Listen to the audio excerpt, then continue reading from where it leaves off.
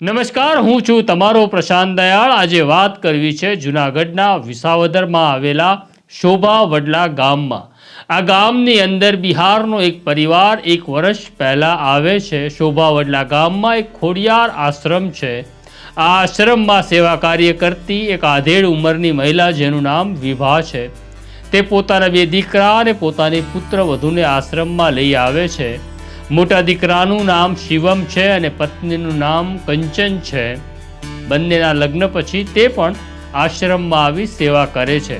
એક તેનો દીકરો નાનો છે જેની ઉંમર હજી સગીર છે, એટલે આપણે એને રાજાના નામે ઓળખીશું। રાજા, શિવમ, કંચન અને વિવાહ આશ્રમમાં જ રહેતા હતા, આશ્રમમાં સેવા કરતા હતા। જ્યારે શિવમ ઇલેક્ટ્રિકનું કામ પણ જાણતો હતો, એટલે જ્યાં ઇલેક્ટ્રિશિયન તરીકે કામ મળે ત્યાં તે કામ કરવા જતો, જ્યારે કંચન આશ્રમની સાફ સફાઈનું કામ કરતી હતી। ઘટના છે તારીખ 16મી ઓક્ટોબરની। દિવાળીનો તહેવાર હતો, આપણે દિવાળી ઉજવી રહ્યા હતા અને દિવાળીના તહેવારમાં ખોડિયાર આશ્રમમાં લોકો આવતા હતા સત્સંગ કરવાને માટે, પણ લોકોને ખબર નહોતી કે જ્યાં સત્સંગ થઈ રહ્યો હતો ત્યાં લાશો દટાયેલી હતી।